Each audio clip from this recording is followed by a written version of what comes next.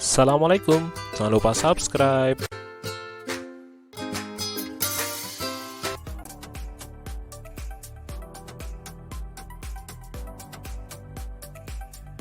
Sesungguhnya apa yang kita konsumsi, apa yang kita makan itu akan mempengaruhi fisik dan tubuh kita. Maka perlu kita untuk menghindari makanan-makanan yang haram.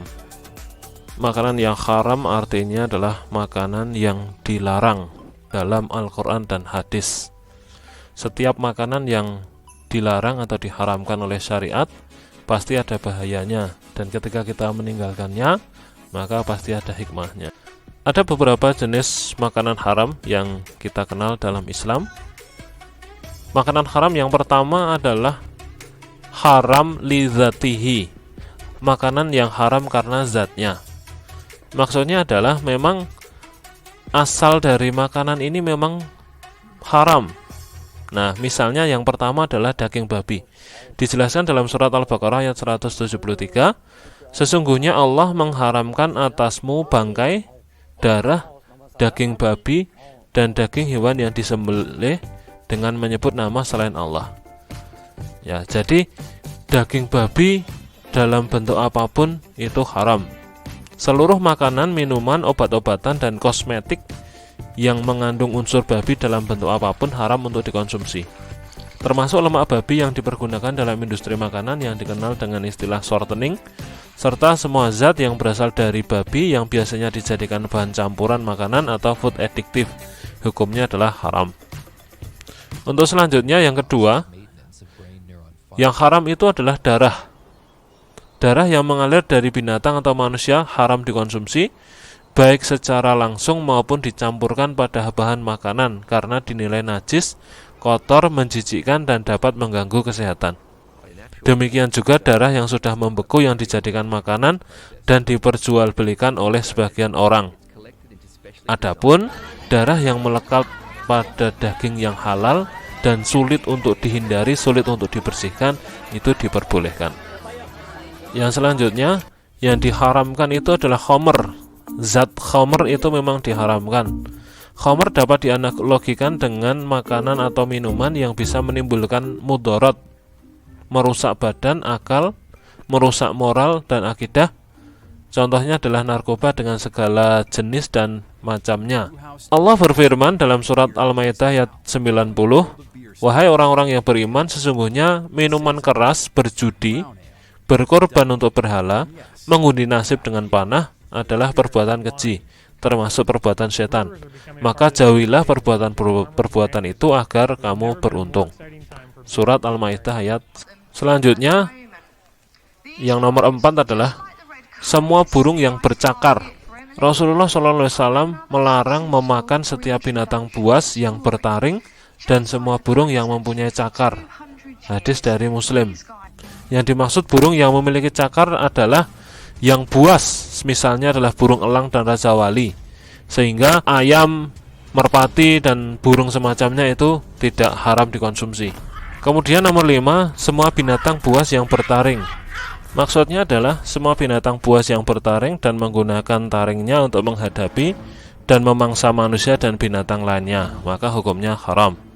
Yang keenam, binatang yang diperintahkan untuk dibunuh.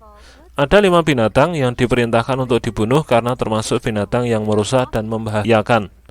Berdasarkan hadis dari Aisyah berkata, Rasulullah bersabda, 5 hewan fasik yang hendaknya dibunuh, baik di tanah halal maupun di tanah haram, yaitu ular, gagak yang di punggung dan perutnya ada warna putih, tikus, anjing gila, dan burung elang. Hadis riwayat Muslim. Termasuk juga cicak, sesuai dengan hadis yang diriwayatkan oleh Sa'ad bin Abi Waqqas bahwa Nabi SAW memerintahkan untuk membunuh cecak, belirik, tokek, dan beliau menamakannya fuaisiqah, binatang jahat yang kecil. Hadis riwayat Muslim. Jadi cicak dan tokek termasuk binatang yang haram. Yang ketujuh, binatang yang dilarang dibunuh. Ada 4 macam binatang yang dilarang dibunuh.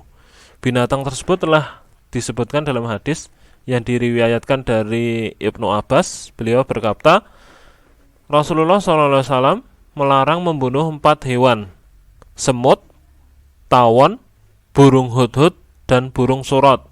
Hadis riwayat Ahmad. Jadi 4 hewan ini dilarang untuk dibunuh, maka hukumnya juga adalah haram.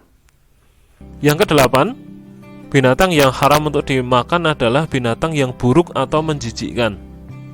Disebutkan dalam surat Al-A'raf ayat 157, dan dia, Muhammad, mengharamkan bagi mereka segala yang buruk.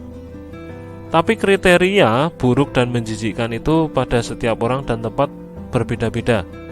Maka yang menjadi standar oleh para ulama adalah tabiat dan perasaan orang yang normal dari bangsa Arab yang tidak terlalu miskin yang membuatnya memakan apa saja. Kemudian yang kesembilan, semua makanan yang membahayakan kesehatan manusia itu hukumnya haram. Ada hadis yang berbunyi tidak boleh membahayakan diri sendiri dan tidak boleh membahayakan orang lain. Hadis riwayat Ahmad. Yang selanjutnya adalah haram li ghairihi, makanan haram karena faktor eksternal atau faktor dari luar. Maksudnya adalah makanan itu awalnya hukumnya adalah halal, tetapi dia berubah menjadi haram karena ada sebab yang tidak berkaitan langsung dengan makanan tersebut.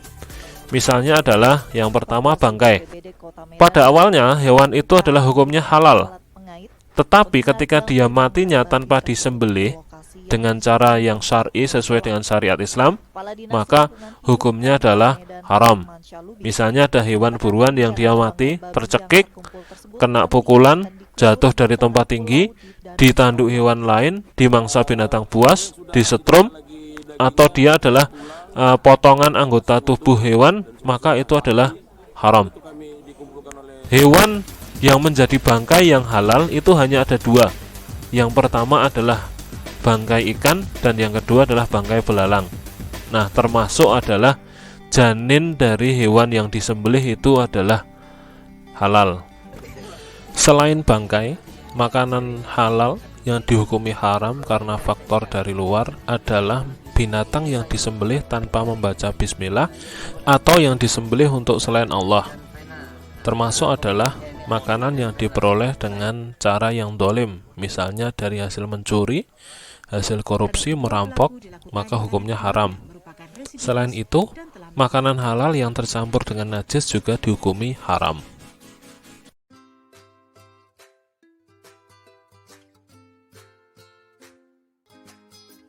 Setelah kita mengetahui bermacam-macam makanan yang haram, hewan yang haram untuk dikonsumsi atau dimakan, tentunya ada alasan kenapa makanan itu haram untuk dikonsumsi.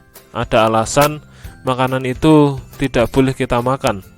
Apabila manusia memakan makanan dan minuman yang haram, maka akan timbul akibat buruk, ya, baik untuk dirinya maupun terhadap orang lain atau masyarakat. Yang pertama, akibatnya ketika kita memakan makanan haram adalah amal ibadahnya tidak akan diterima dan doanya tidak akan dikabulkan oleh Allah. Sayang sekali ya, ketika kita sudah beribadah, kita sudah berdoa tetapi tidak dikabulkan. Kenapa? Karena kita makan makanan yang haram. Yang kedua, makanan dan minuman yang haram itu merusak. Misalnya, dia menjadi tidak cerdas, mudah lupa, dan berbuat yang maksiat, senang menyendiri dan melamun, semangat kerjanya berkurang. Yang ketiga, makanan dan minuman yang haram itu membahayakan kesehatan kita, membuat kita tidak sehat 100%. Kemudian yang keempat, makanan dan minuman haram itu memubadzirkan harta kita menjadi tidak berguna. Kemudian yang kelima, menimbulkan permusuhan dan kebencian. Dan yang keenam adalah menghalangi dari mengingat Allah.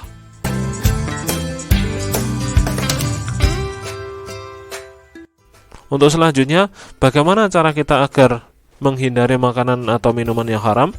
Yang pertama adalah tanamkan dalam hati kita bahwa kita itu membenci atau tidak suka terhadap makanan atau minuman yang haram.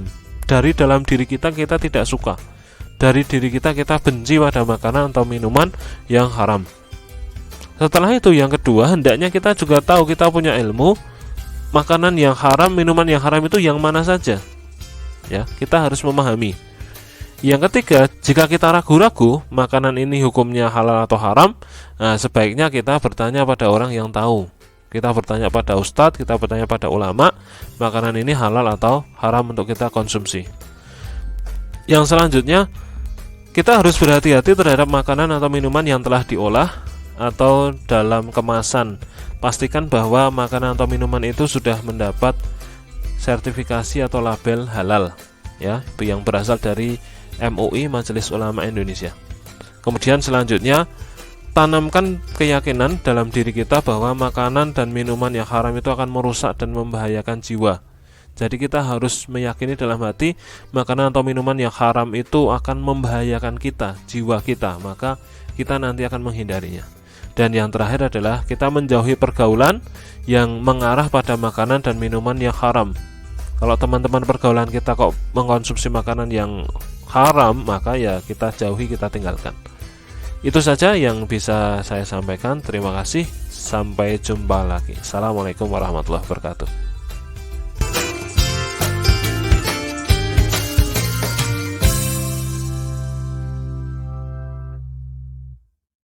Materi makanan dan minuman haram berasal dari buku siswa mata pelajaran fikih kelas 8 Madrasah Tsanawiyah yang diterbitkan oleh Direktorat Pendidikan Madrasah, Direktorat Jenderal Pendidikan Islam, Kementerian Agama Republik Indonesia tahun 2015.